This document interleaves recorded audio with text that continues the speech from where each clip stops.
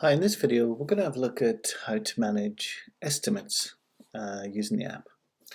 So the first thing to check is that the estimate feature is available, so we can see that estimates is not visible in the menu, so it means we need to enable it.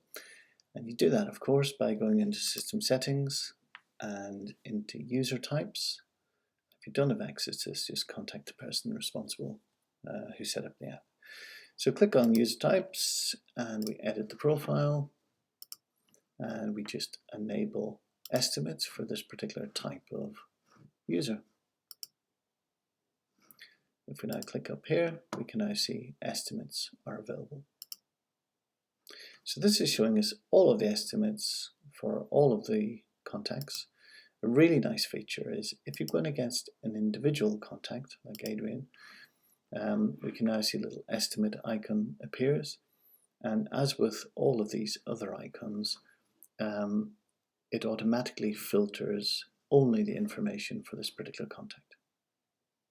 So if we go into Adrian, click on Estimates, and we can edit an existing estimate or we can add a new one. So I just want to show you how easy it is to create an estimate. So if we click on Add, and we'll just type in a demo estimate, and we type in the amount. That's all I need to do. Just click on Save and so on. But before I do that, I'll just explain or provide a little bit of background. It's automatically populated the customer name because I was viewing that customer. It pulls through the terms and conditions and the notes from the system default. So if you want to update this, then just click on the menu up here, go into System Settings, go into System Defaults, and you can update this. But the advantage here is that rather than typing in this each time, it just automatically populates it for you. There's some more advanced things down here. For example, you can indicate when you expect the customer to make a decision. And this is useful where you've got maybe bigger projects and there's longer sales timelines. You can also categorize all your estimates. So maybe you've just got someone who's called up, but you haven't spoken to them yet. Maybe when you've spoken to them, you've issued a proposal. So you can actually define different categories, and that's very useful for reporting. If you've got multiple salespeople, then you can tag an account manager or a salesperson against each estimate. And finally, an estimate will always have a status. So by default, it's just running. Otherwise, maybe you've lost it to a competitor. Maybe you haven't lost it, but the customer's just put it on hold. So they're not ready yet. Or maybe, once again, you haven't lost it, but the customer just decided not to do anything, at which point it was terminated. Maybe they didn't have the budget, change of circumstances, or whatever. And of course, the best status is where you've won the estimate. So you can just click on Win.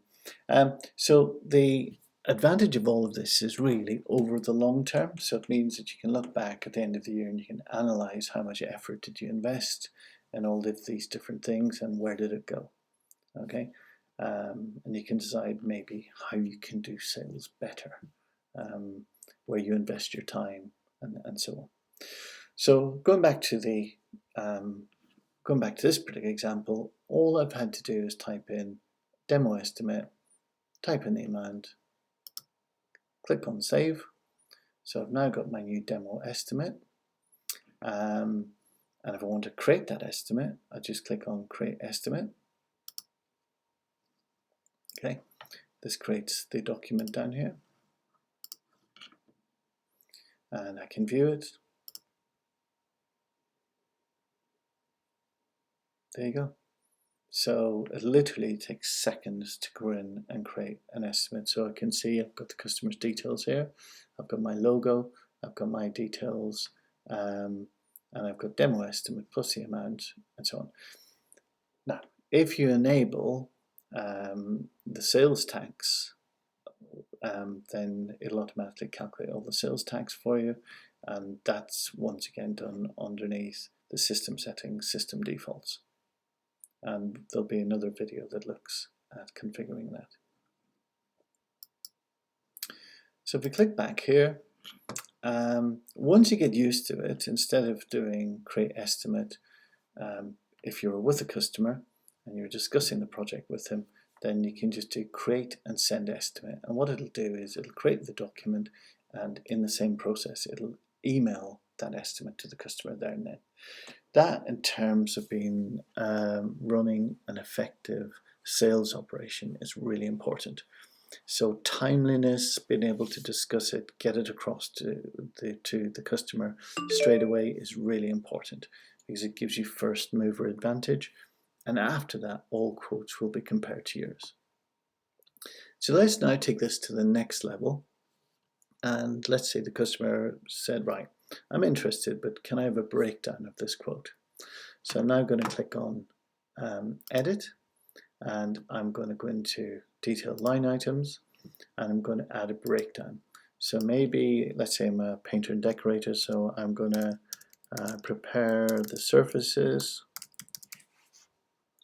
This is going to be time-based, and you could enter in the number of hours and the price per hour, or you can just add in an overall amount. I can add another, so I'm going to apply 2 coats of paint, and that's going to be 350. And I'm also going to include some materials. This is going to be paint and cleaning materials. And that's going to be an expense. And that's going to be 85. Click on save.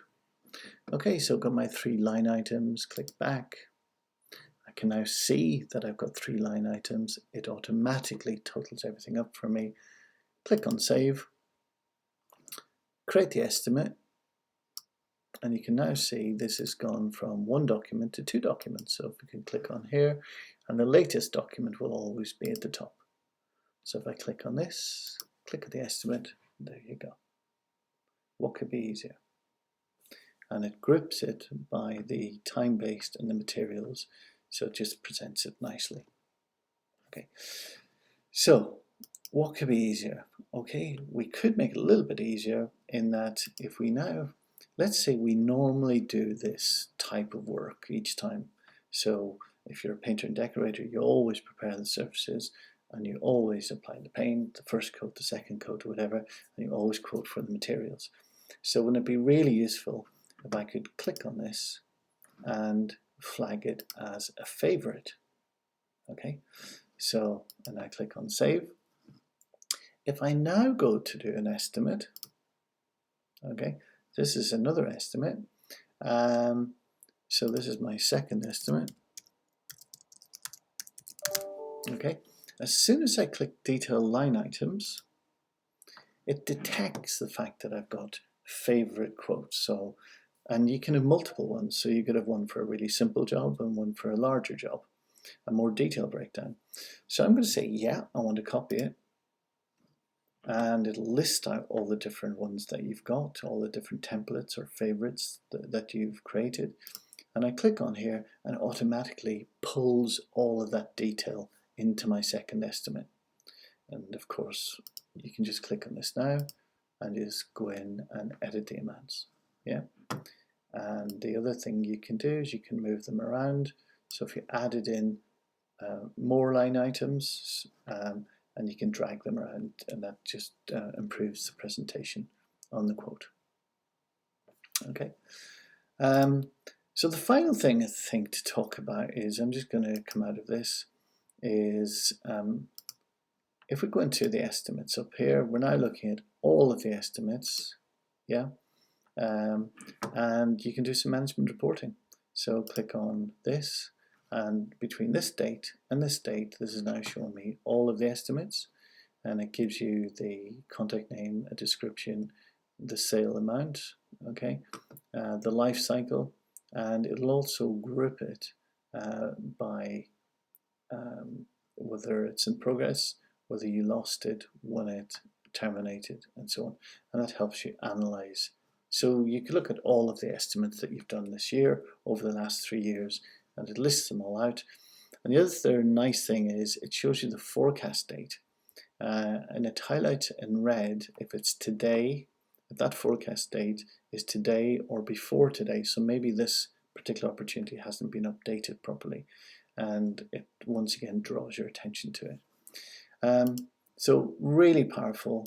People invest a huge amount of time visiting potential jobs, visiting potential customers, and so on.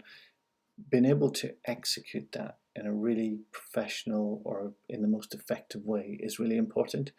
And we've encompassed all the best practices that the best companies use to manage their sales pipeline.